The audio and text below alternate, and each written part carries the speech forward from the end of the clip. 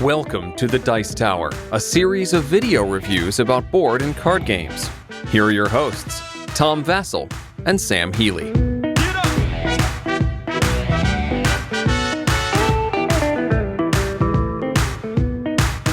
Hello, folks. I'm Tom Vassell. I'm Z Garcia. How you doing? Sam Healy. What's up, folks? All right. So Z was selfish and reviewed Azul all by himself. Did I? You did. I'm sorry about that. But we like it too, just to clarify.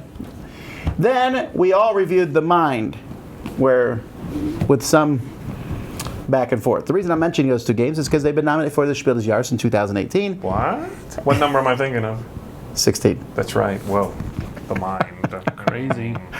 But this is the third game nominated for this very prestigious German award. This was one that I had really honestly not heard of. The other two, well, actually I hadn't heard of The Mind either until it popped out of nowhere. But Sure.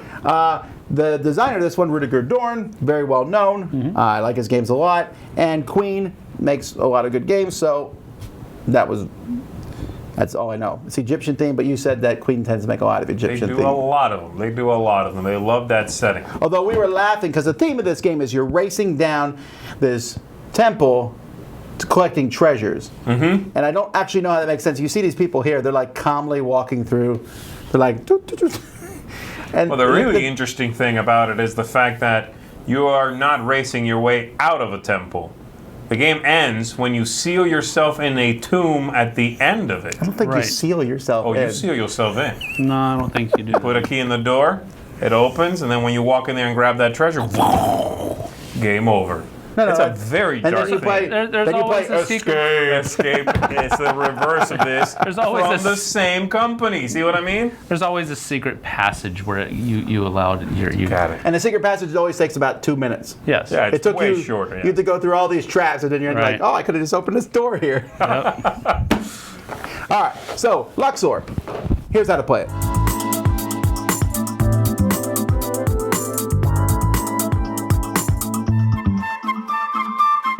So here I have a 4-player game of Luxor set up for you, and it is basically a game where everybody is going to start with 2 people over here at the entrance of the pyramid, and they're going to be racing basically along the track of the pyramid to get to the sarcophagus room, or whatever you want to call it, the burial chamber.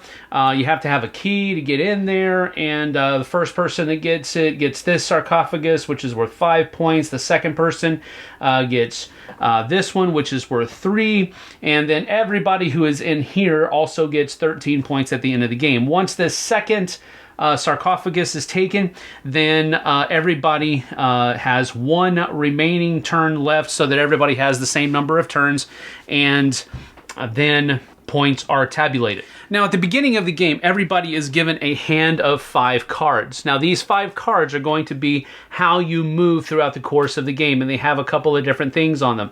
These basic ones just have numbers up at the top, which tells you how many spaces one of your pieces can move.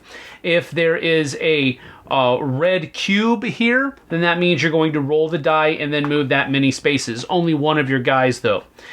Some of them also have a plus or minus 1, which means that your person can move either forward 1 or backward 1, whichever is most advantageous for you. Now, one thing is important that you have to abide by. Once you get your deck of cards, you have to keep them in order. So, for example, this 4 always has to be over here, this card always has to be over here, and these can't be shifted around or anything like that.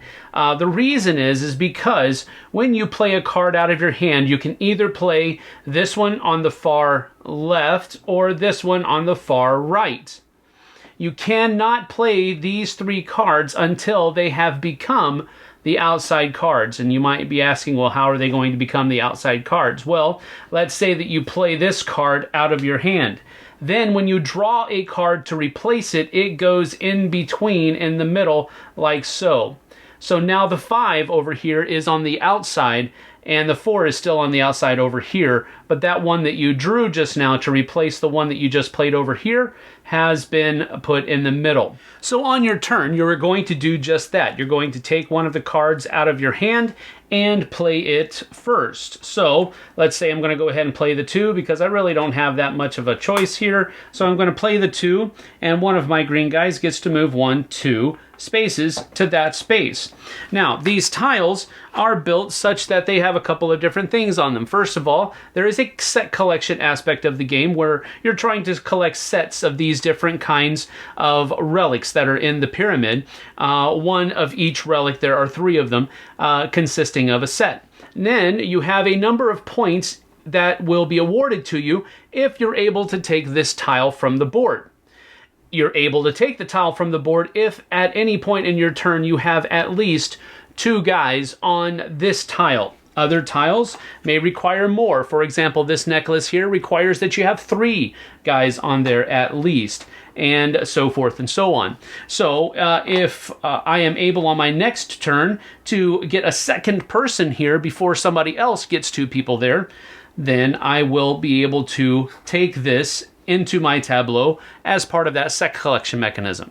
Then at the end of my turn, after I have played, I'm going to take a card and add it in the middle here so that now I'm ready to start thinking about my next turn. Now when it comes back around to my turn, I'm able to look at my cards, and I do need somebody to go 2.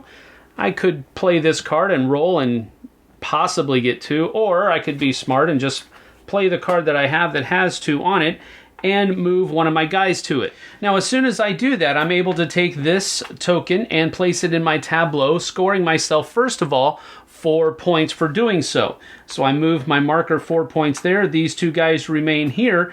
But as you can see, there is a symbol underneath this tile after it has been taken from the board. And that means that it is replaced by one of these tiles over here with the matching symbol. So we draw one and we simply place it over here like so. Now this tile, whenever somebody lands here, they will be able to take a wild artifact that is not worth any points, but it will allow them to finish those sets during the scoring phase at the end of the game. Other kinds of tokens that are in here are portals, which means that if you land on this portal and there is another portal further down into the pyramid, you can immediately shift your worker down there. Then there are also Horus Eye tiles, which correspond to these cards over here, which means that if you land on this tile at the end of your movement, you can draw from the 1-eye pile or the 2-eye pile, and these are basically more movement cards but are just more powerful in a couple of different ways. For example, we can just look at these. This one allows you to move all of your people 2 spaces. This one allows you to move one of your meeples anywhere from 1 to 5 spaces, depending on what's most advantageous for you. This one allows you to take your meeple that is furthest in the back and move him up to the second furthest away from the throne room. So, for example, if I had one guy here and another guy here, I could take my guy and move him all the way up to here. So that's this one, 1 to 4. This one is one that will allow you to move one of your guys 1 space, and if you land on a tile and you have what you need to take the tile except for 1, then you're allowed to take that tile. So it's kind of a discount, and there's a few of those in the deck. But they also get more powerful as you go ahead. This one, you can move 3 spaces, and you can fulfill the requirement of a tile at -1, 1 to 5 again, a 1 to 6. You can move all of your guys 2 spaces. So as you can see, they're just simply more powerful movement cards. And then other tiles will allow you to get scarab tokens. Now, scarab tokens are also these little guys right here, and they are simply points at the end of the game. They go from 1 to 4 as far as the points totals that they allow you. But if you ever land on this specific tile, you're able to take one of these tokens, which will be worth anywhere from 1 to 3 points. Then other kinds of tiles from the other stacks here, you have some that will give you either a wild artifact or a scarab token, whichever you prefer. More of those, and of course more of these as well. And then finally, in the last one, you have pretty much the same thing, except for you're able to pick from these 2 stacks rather than these 2, and so forth and so on. If you land on one of these yellow spaces, you're going to be able to take a key to the tomb chamber, or a movement card that is the same as whatever might be denoted here. Now, it's important to note that you must have a key token in order to get into the chamber. As a matter of fact, you have to play it here. If you do not play it, or any other keys that you have that you don't need, they are worth 1 point at the end of the game for you. So there is that.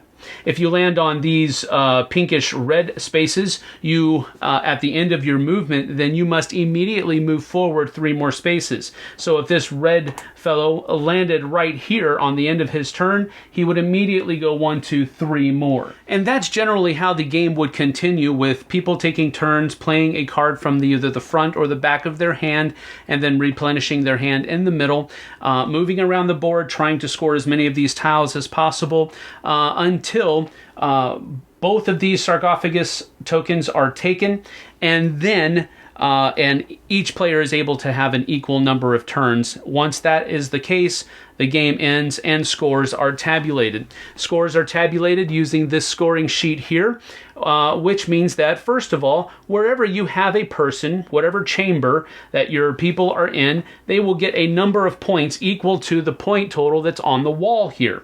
So if I ended right here, green would get 2 points for these 2 guys right here, and then let's say I had a dude here, and then I also had, you know, a guy in here as well. Let's say we ended there. So we would have 1, 2, 8 plus 13. That would be 21. No, I'm sorry.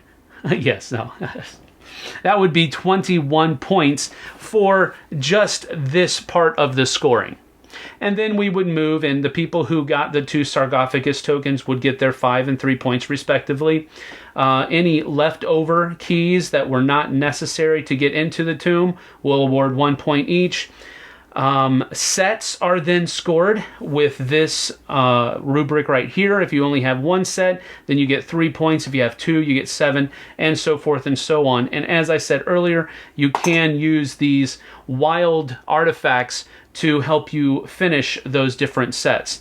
And then finally, scarab tokens are counted and scored, and then at the end of that, whoever has the most points is the winner. So it's really funny, when I first was teaching this to some people and I explained the card thing, they're like, bonanza! That's because right, yes. keeping the cards in your hand is not a common thing in games. Yes. At the same time, you could use the 2 cards at the end, and you put a card in the middle. It was like, oh, that's a clever mechanism. And then as the game went by, I was like, it's not that clever. It didn't feel that clever. I do think it's clever, and I would say that it's the most clever thing this game does. I agree with that. I agree with that. I didn't mean it as a diss as much as Sam did. No. I don't mean it as a diss. That is the one thing in this game that I was like, that's pretty cool. It is neat. Because the idea of like these 2 cascading sides that keep getting refilled from the center. Yeah. And as you pull here, it keeps filling.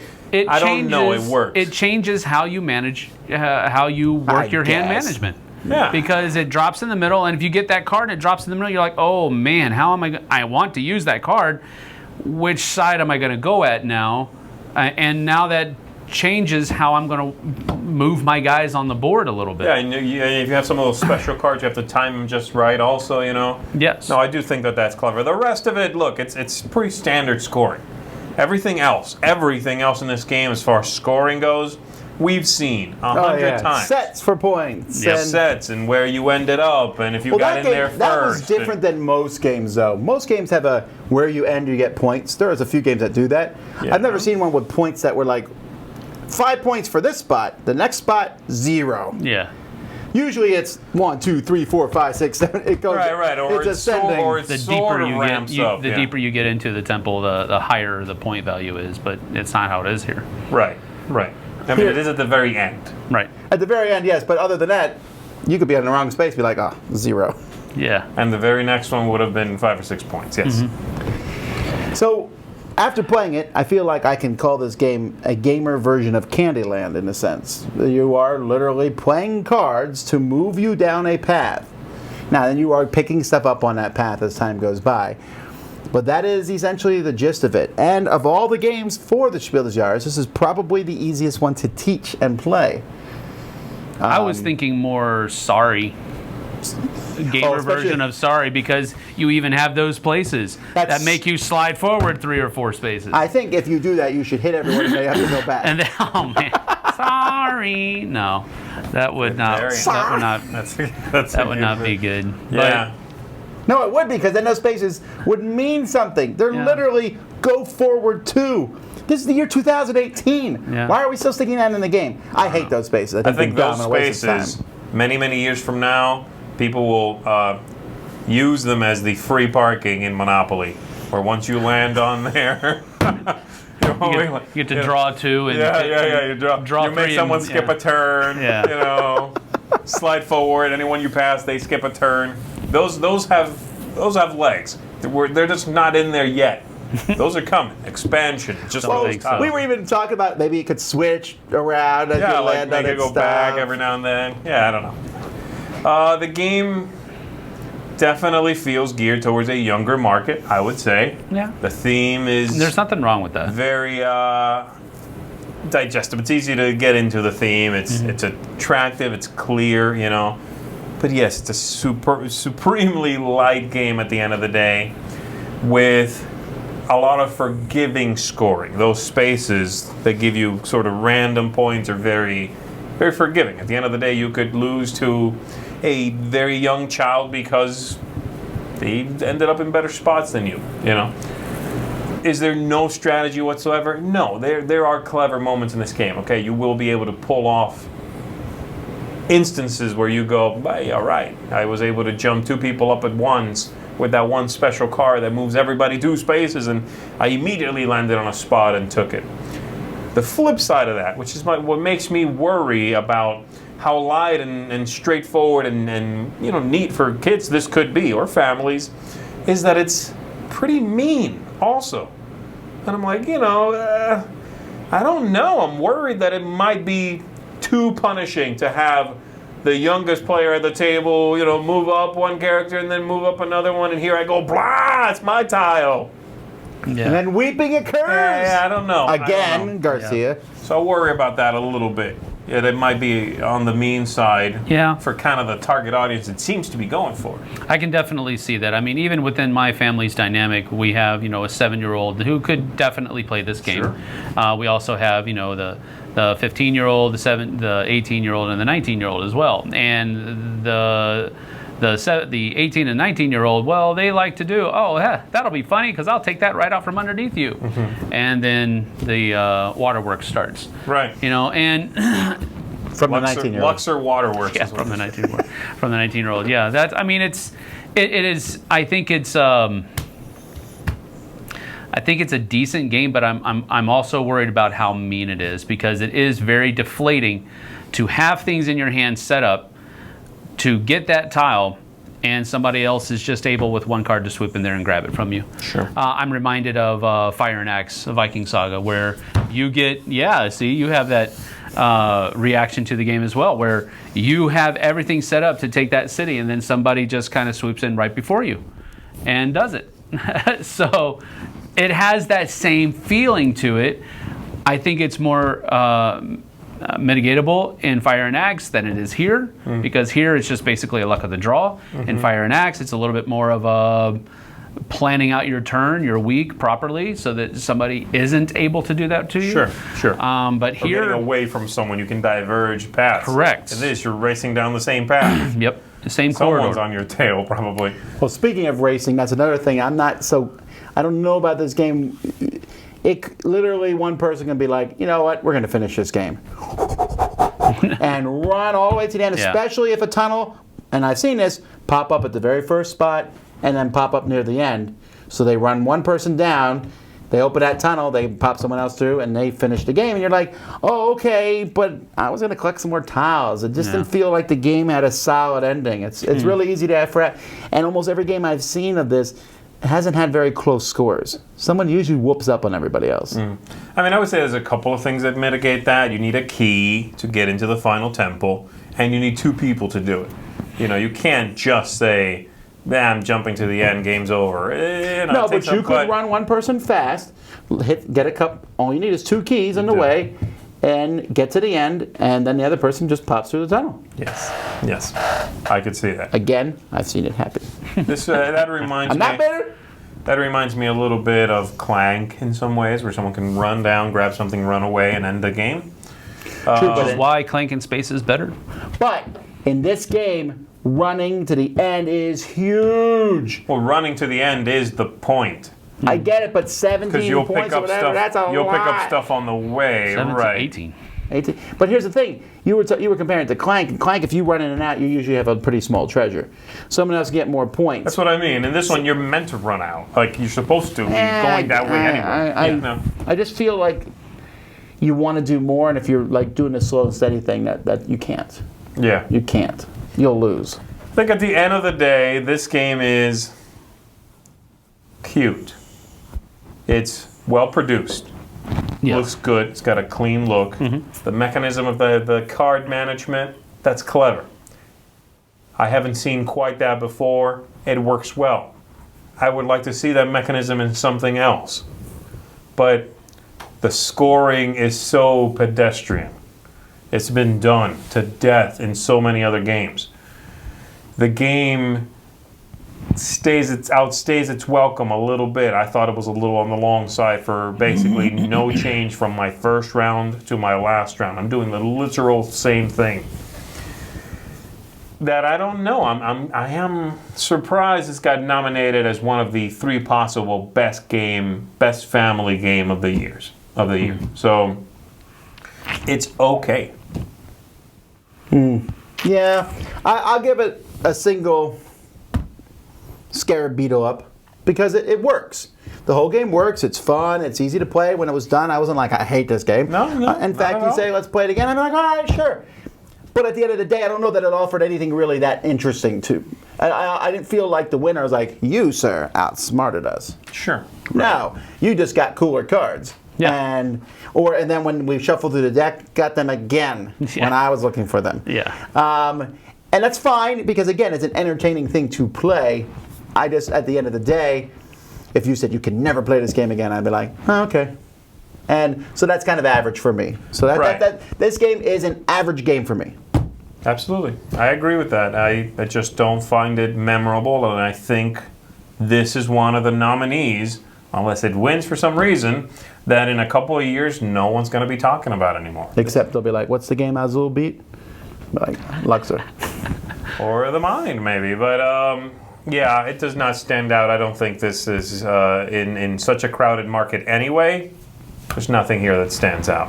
I will throw my hat in with that lot. It's an incredibly average game, but Glowing recommendation! No one's saying it's bad. That's right. the thing. That's true. It's not We're not saying bad. It's bad. It's not bad. I would actually give it Dice Down approved. I would. Yeah. It's fine. I wouldn't go that far. Well, I probably would, maybe approved on the lower end, but Like, I would give this a 7 probably. No, I rate it like a 5.5 or something. okay. Well, we like it better than you, I guess. Then So we're not on which the is same page. which is strange. No, again, I don't hate it, but It's I a said little average. strange. 5. Average. Yeah. 5 or 6. Yeah, it's dangerously close to a roll and move for me. So it's because it's really that's what it feels like. It's a new thing, draw and move. Draw and move. It's roll and move with a deck of cards. You know, that's pretty much what it is, or a deck. You know, a deck of dice or whatever you want to say. But that's just the way it is. I didn't not enjoy it. It just wasn't that great either. It's decent. It's All right, average. 6.5. Average. That's what I would put it. So I'm just going to go with one thumb up and say that it's decent. But I think there's a lot of other games out there that are better. Yeah, and I'm giving it. I forgot to give it a thing, but I'll give it half a Sphinx, is that an Egyptian thing? So a sphinx nose. A sting. Yeah, but like half of it is already shaven by time. The sphinx nose has been knocked off, so it's like it's there, but it's only half really. there. Where is the nose? Does someone have it like in our house? I have no Probably idea. somebody made like a Probably at the British Museum. table from They it. stole it. Okay. They stole it. I got your nose. my So, anyway, until next time, I'm Tom Vassell. I'm Z Garcia. Thank you. Sam Healy. See you on the flip side, folks.